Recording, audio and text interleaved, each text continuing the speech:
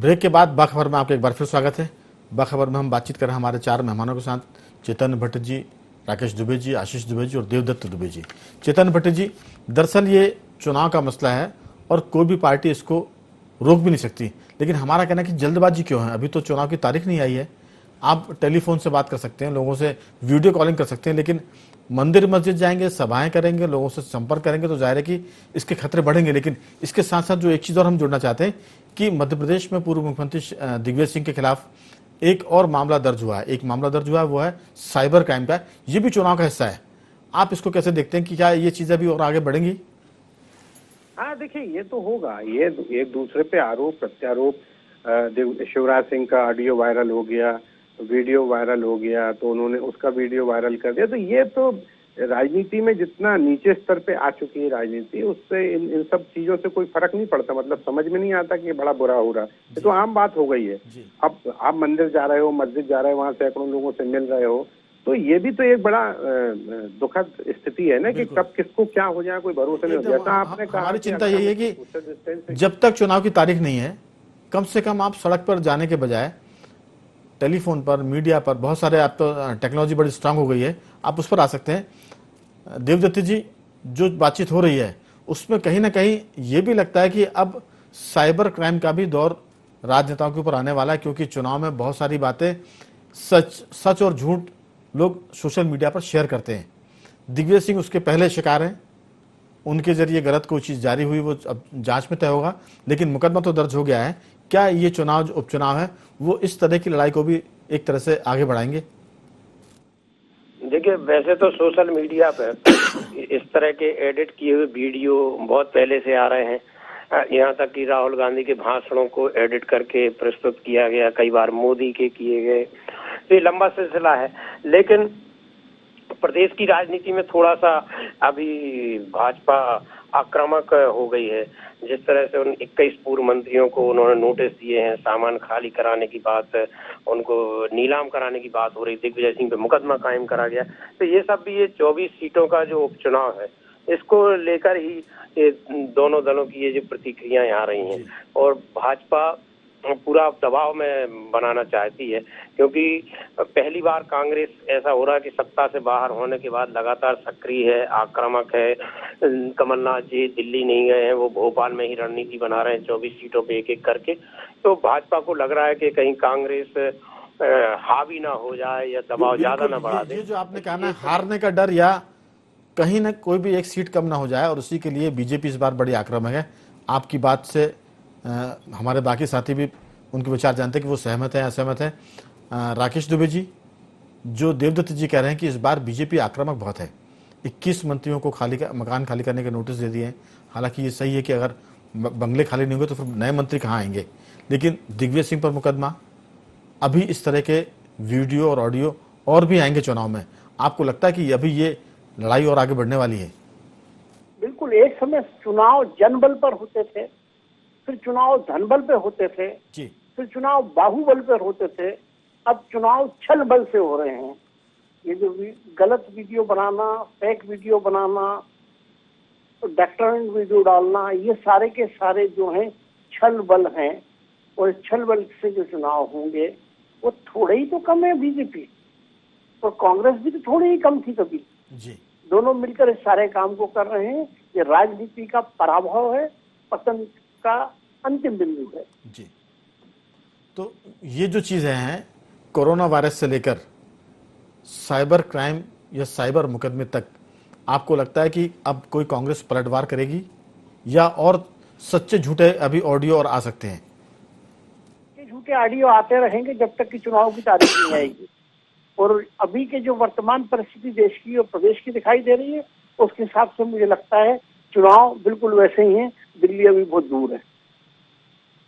अभी छल बल की सियासत और बढ़ेगी, और इसमें जैसा कि राकेश जी कह रहे हैं कि ये राजनीतिक पराभव का दौर है और नीचे मामला जाएगा। कोरोना संक्रमण की किसी को चिंता नहीं है, सारी पार्टियां इससे बेफिक्र होकर लड़ रही हैं।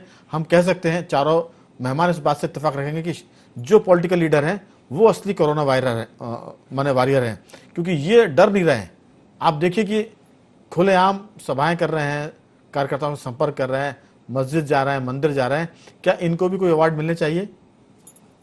ये योद्धा नहीं है, ये योद्धा की नकल है। जी इनको वो योद्धा कहना, कोरोना वॉरियर के कहना, उन कोरोना वॉरियर्स का अपमान है जो वास्तव में इस कोरोना संकट में काम कर रहे हैं। बिल्कुल, ये तो उसके नाम पर नाटक कर रहे हैं बिल्कुल। और उसको फैलाने का लिए फैलाने में अपनी एक भूमिका निभा रहे हैं, संक्रमण बढ़ा रहे हैं। तो ऐसे लोगों को कोरोना वॉरियर कहना कोरोना वॉरियर्स का अपमान है। जी आशीष जी, आपकी इसमें क्या राय है? ये सही बात है कि ये कोरोना को ये लोग मतलब इनडायरेक्टली या डायरेक्टली कहा जाए कि बढ़ाने का ही काम कर रहे हैं। और ये जो नई जमात पैदा होगी मरीजों की, उसमें बहुत बड़ी तादाद इन्हीं संक्रमितों की हो सकती है जो ये पॉलिटिकल एक्टिविटीज में सामने आ रहे हैं और फिर अपने घर जा रहे हैं, अपने सोसाइटी में लोगों से मिल रहे हैं। तो ये इस तरह की एक नई जमात इसमें अब कोरोना वॉरियर की, कोरोना पीड़ितों की आ सकती है। और इनको ये नेताओं को समझना चाहिए कि इतनी जल्दबाजी ठीक नहीं है। मध्य प्रदेश के में जो हो रहा है उसके पीछे सिर्फ वजह ये है कि लंबे समय से कांग्रेस जो है सत्ता से बाहर होने के बाद भी बीजेपी पर आक्रामक रही है, हमलावर रही है। और बीजेपी ने अभी पिछले हम देख रहे हैं 2-4-10 दिन से 5 दिन से तेजी से पलटवार करना शुरू किया है, क्योंकि उन्हें भी लगता है कि उन्हें अभी अपनी जो सत्ता में उन्होंने जो वापसी की है बिना चुनाव के जरिए जैसे भी की है, उसको उन्हें अभी एक किस्म से उसको एक मुकम्मल एक जायज या जैसा ठहराना चाह रहे हैं कि वो एक उसको बिल्कुल मान्यता दिलाना चाह रहे हैं। इसलिए उस चुनाव को बहुत गंभीरता से दोनों पार्टियां ले रही हैं। आपका कहना ठीक है कि चिंता तो वाजिब है, लेकिन कांग्रेस के पास चंबल ग्वालियर का जो इलाका वहां कोई चेहरा नहीं बचा है। तो हमें लगता है कि बीजेपी चिंता कर रही है, कांग्रेस चिंता कर रही है, सही है, लेकिन बीजेपी की बढ़त अभी ज्यादा लगती है क्योंकि कांग्रेस वहां अभी एक तरह से चेहराविहीन हो गई है। उनको एक नए चेहरे की तलाश होगी, उसमें गोविंद सिंह हो सकते हैं और कोई लोकल लीडर हो सकता है। लेकिन अभी बीजेपी घबराहट में इसलिए दिख रही है क्योंकि उसको लगता है कि कोई भी सीट ना हारे। जितनी सीटें अभी उनकी जो कांग्रेस से बीजेपी में आए विधायक इस्तीफा देने के बाद जो अभी इलेक्शन लड़ेंगे, उनकी कोशिश ये है कि एक भी आदमी चुनाव ना हारे। और कांग्रेस की कोशिश ये है कि कम से कम वो जनता को ये बता दें कि आपने गद्दारी की थी, इसलिए हमने आपको चुनाव हरवा दिया है। मैं पूछता हूं चेतन जी से, चेतन जी आपकी इसमें क्या राय है? नहीं, देखिए ये बात तो सही है कि कांग्रेस लगातार आरोप लगा रही है कि इन्होंने खरीद फरोख्त की है और हमारे लोगों को वहां बंदी बना के रखा। लेकिन सवाल इस बात का है कि आप इस बात का कोई सबूत तो दो कि 30 करोड़, 35 करोड़, 40 करोड़, 50 करोड़ जैसी राशि इसमें चेतन जी बीजेपी ये कहती है कि कांग्रेस के मुख्यमंत्री के पास विधायकों से मिलने का वक्त नहीं था, मंत्रियों से मिलने का वक्त नहीं था। जब उन्होंने कहा कि हम सड़क पर उतरे हैं, ज्योतिरादित्य सिंधिया ने तो कहा कि उतर जाइए सड़क पर, विधायकों से कहा कि अभी समय नहीं है, आप समय लेकर आइए। तो जो ये चीजें थी, उनका कहना है कि आपका घर आपने खुद ही गिराया और आरोप आपने बीजेपी पर लगा दिया। तो ये चीजें तो खुद ज्योतिरादित्य सिंधिया बोलेंगे ना चुनाव में कि क्यों कांग्रेस से छूटकर या तोड़कर हम वापस बीजेपी में आए। तो ये तो चुनावी दाव पेच होंगे, सवाल जवाब होंगे। लेकिन हमारा कहना यह है कि अभी इतनी घबराहट क्यों है, जबकि चुनाव आयोग ने कोई तारीख निश्चित नहीं की है। अभी अक्टूबर के आसपास तक चुनाव होने की संभावनाएं नजर नहीं आती है। तो आप जून जुलाई में क्यों कर रहे हैं ऐसा? नहीं, देखिए ये जो चुनाव है ये बहुत महत्वपूर्ण चुनाव है, क्योंकि इस चुनाव पे दोनों ही पार्टी की सत्ता निर्धारित होगी जी। जिस तरह से अगर मान लीजिए 15 सीट भी ले लेती है, 10 सीट भी ले लेती है बीजेपी, जैसा उनका सर्वे कह रहा है कि नहीं, तो 19 सीटों पे हार रही है बीजेपी। अगर 10 सीटें भी ले लेती तो 107 और 10 117 होते, वो भी तलवार की धार पर रहेगी। अगर ये कांग्रेस को पूरी 24 सीटें मिल जाती हैं तो भी वो तलवार की धार पर रहेगी।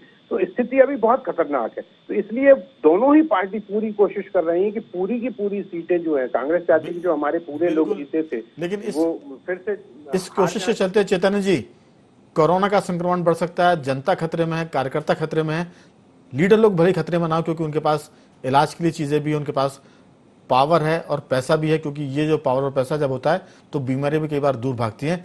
लेकिन हमारे पास इस चर्चा पर जो हम बातचीत कर रहे हैं, इस मुद्दे पर उसके लिए वक्त खत्म हो चला है। आपकी कोई अंतिम टिप्पणी चेतन जी हो तो जरूर करें ताकि चर्चा को आगे बढ़ाएं। कि जनता की चिंता किसी को नहीं, चलिए विशेषकर पॉलिटिकल पार्टी को जनता की कोई चिंता नहीं, उनको अपनी चिंता है कि हम किस तरह सत्ता पे काबिज रहें और हम अपना घर भर सकें। जनता के उससे कोई फर्क नहीं पड़ता उनको कि जनता परेशान है, भूखी है, प्यासी है। चेतन जी आपकी बात आ गई कि जनता की परवाह नहीं किसी भी पार्टी को, हर आदमी सत्ता चाहता, हर पार्टी सत्ता चाहती है और उसी की कोशिश में ये चुनाव प्रचार शुरू कर दिया गया, जबकि अभी कोई चुनाव की तारीख नहीं आई है। चारों मेहमानों का, चैतन्य भट्ट जी, राकेश दुबे जी, आशीष दुबे जी और देवदत्त जी, आप चारों का बहुत बहुत धन्यवाद। हम बाखबर के संग को समेटते हैं और आते हैं बाखबर के अंतिम रंग की तरफ।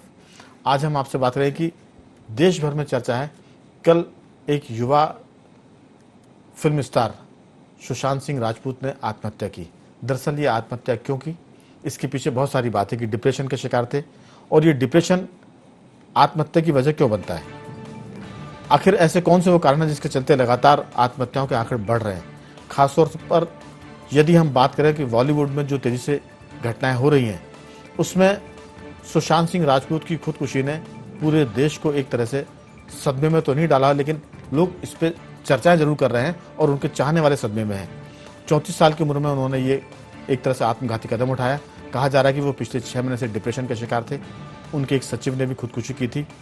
इसके पीछे बहुत सारे कारण बताए गए, लेकिन युवाओं में इस तरह के आत्मघाती जो चिंतन है, जो विचार है, वो सबसे खतरनाक है। विश्व स्वास्थ्य संगठन के आंकड़ों के मुताबिक दुनिया में हर साल करीब 8 लाख लोग आत्महत्या का रास्ता चुनते हैं। रूस, भारत सहित कुछ यूरोपीय देश और अफ्रीकी देशों में आत्महत्या करने के मामले में ज़्यादा आंकड़े आए हैं। डिप्रेशन से कैसे निकले, इस पर भी लोग बहुत चर्चा करते हैं। एक व्यक्ति की पहचान करने के बाद उसके करीबी और उसके परिजनों की जिम्मेदारी होती कि वे ऐसे डिप्रेशन में जा रहे व्यक्ति को अपने से जोड़ कर रखें, उसको अकेला ना छोड़ें और उससे लगातार वो बातें करें जो उसे एक तरह से चिंता में डालती हैं। और डॉक्टर से संपर्क करना चाहिए। डॉक्टर से संपर्क करने के साथ साथ उसकी दिनचर्या पर नजर रखनी चाहिए। घर में माहौल को बेहतर और हल्का फुल्का बनाना चाहिए। डॉक्टर अवधेश का कहना है कि उदासी और उदासीनता में बड़ा फर्क है। उदासी कुछ समय के लिए होती है, लेकिन लंबे समय तक उदासी बनी रहे तो वो उदासीनता में तब्दील हो जाती है, और इसी को कहते हैं कि डिप्रेशन में आदमी चला गया। इसका जितना जल्द इलाज हो उतना अच्छा होता है। डॉक्टर के मुताबिक आत्महत्या करने की बात मन में आना कोई बड़ी बात नहीं है, लेकिन वो अगर बार बार आती है तो उसके नतीजे आत्मघात की तरफ जाते हैं। तो हमारी लोगों को यही सलाह है कि वो अगर उनके आसपास कोई डिप्रेशन में है, चिंता में, तो उसे अकेला न छोड़े, उससे बातचीत करें और उनके वो तमाम विषयों को ना छेड़ें जिससे वो एक तरह से दुखी होते हैं। तो बाखबर में आज सिर्फ इतना ही। कल किसी और मुद्दे पर आपसे बात करेंगे। तब तक बने रहिए हमारे साथ और देखते रहिए INDU 24।